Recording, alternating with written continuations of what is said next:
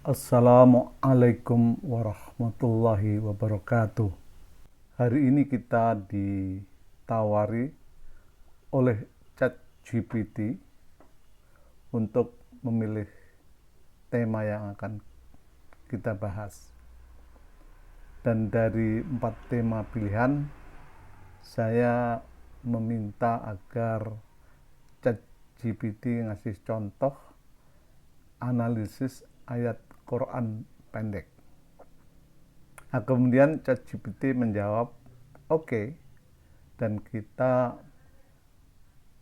diberi jawaban dalam bentuk tertulis berkenaan dengan pembahasan atau analisis surat Al-Ikhlas. Baiklah, mari kita pelajari sama-sama. Mudah-mudahan kita akan dapat memahami dengan mudah. Nah, inilah tampilan dari prompt ChatGPT. Nah, ini yang ditulis oleh ChatGPT, sebuah pertanyaan lanjut, dan ini adalah pilihannya. Jadi ada 4 pilihan, silakan baca cepat. Nah, dari 4 pilihan ini saya memilih yang terakhir dan saya mengetikkannya di sini. Ini prompt yang disediakan oleh ChatGPT untuk saya menuliskan keinginan saya, dan saya tulis analisis ayat Quran pendek. Nah, kemudian ChatGPT menjawab, siap bro, kita mulai analisis ayat Quran pendek dengan metode praktis khusus untuk pemula yang sudah bisa baca tapi belum paham. Kita ambil ayat yang sangat mudah. Surat Al-Ikhlas ayat 1. Qul huwallahu ahad. Kita pecah per kata lengkap dengan fungsi nahwu dan maknanya. Yang pertama adalah qul.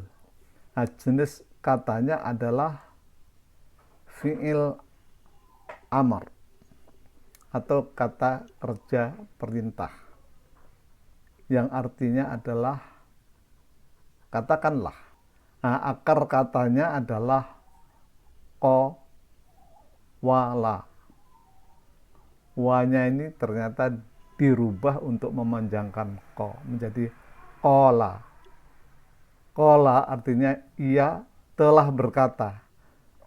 Sengaja saya sisipkan telah untuk menunjukkan bahwa kola ini adalah past tense atau kata kerja masa lampau atau fi'il madhi.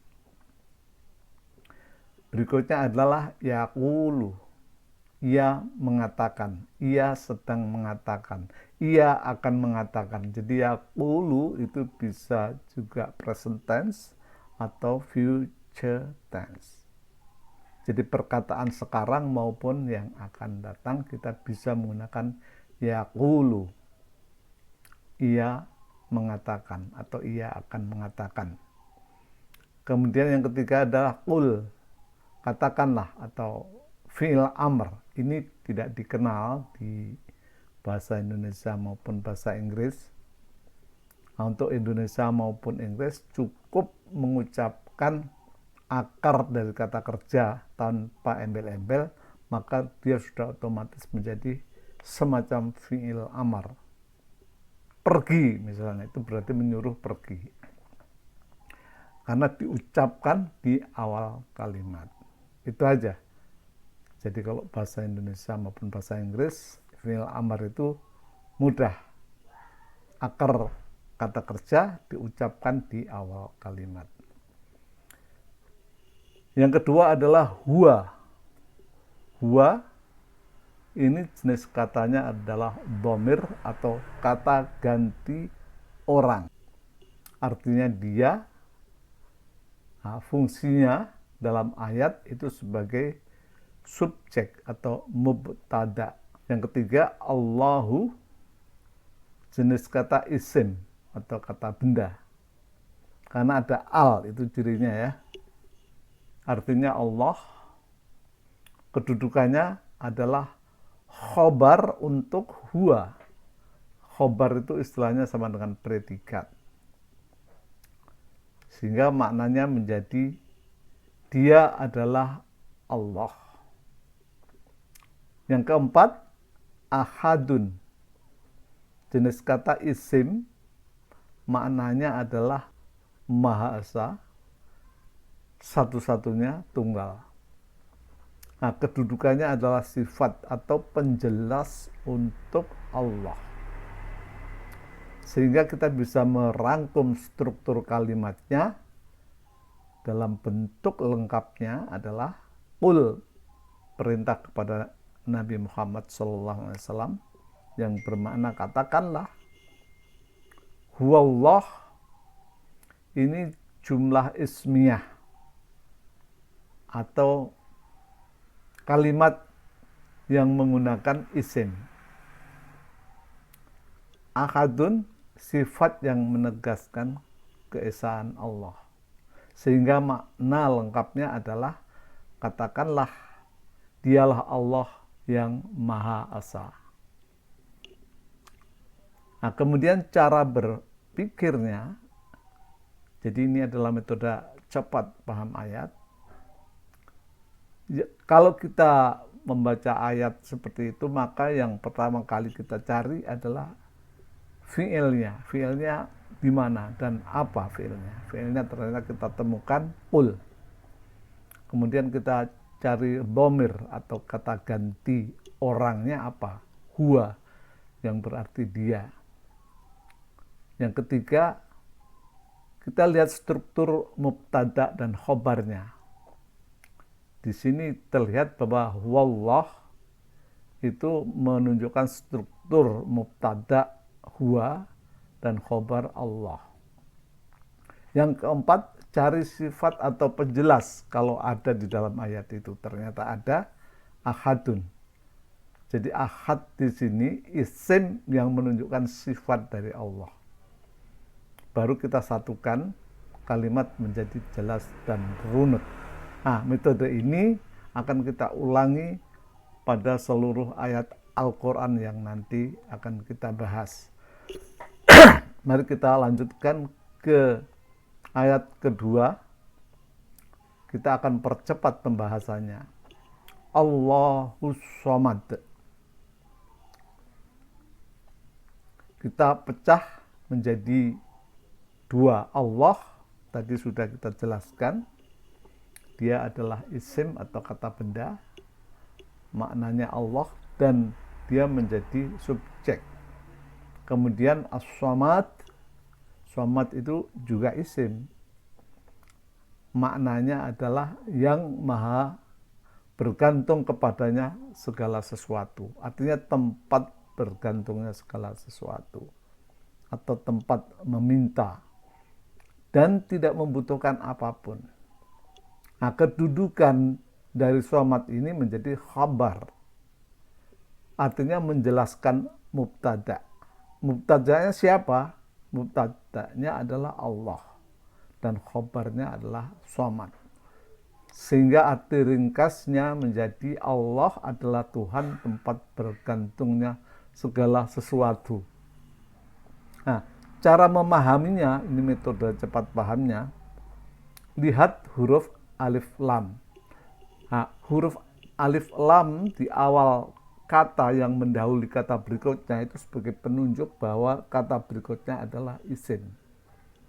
Kemudian cari mana yang jadi mubtada. Kita temukan Allah, khabarnya kita temukan as-samad. As-samad mensifati Allah. Selesai. Maka kalimat menjadi jelas tanpa bantuan terjemahan yang panjang. Ini tujuan utamanya. Terus kemudian kita lanjut yang ketiga. Lam yalid walam yulad. Lam itu adalah huruf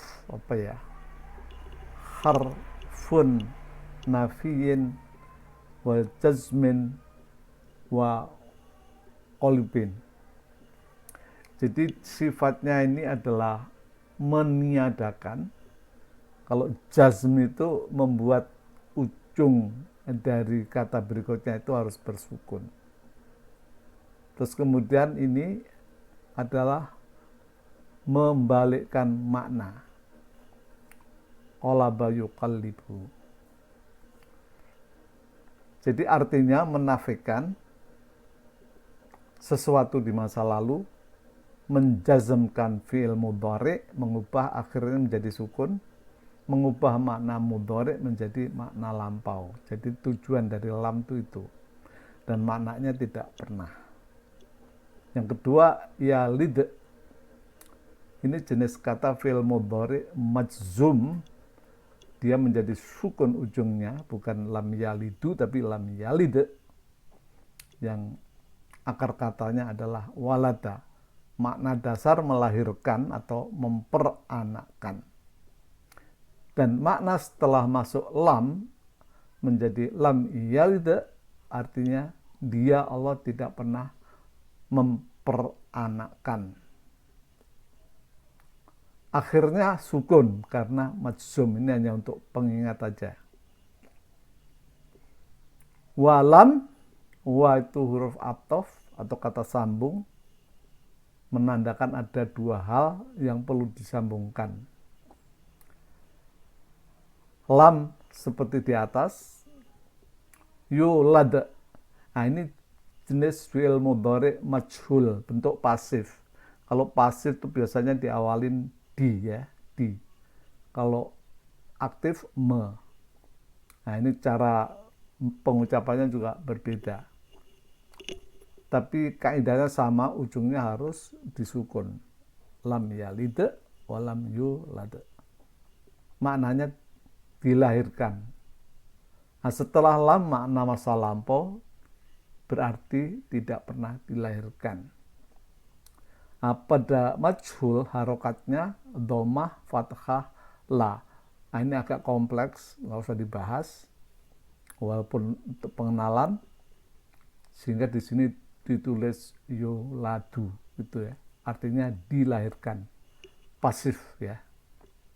Nah struktur lengkapnya menjadi lam yalid wa lam yulad, yang maknanya adalah dia tidak beranak dan tidak pula diperanakkan. Oke, saya kira waktunya terlalu panjang, maka saya akhiri dulu sekian, nanti kita sambung lagi.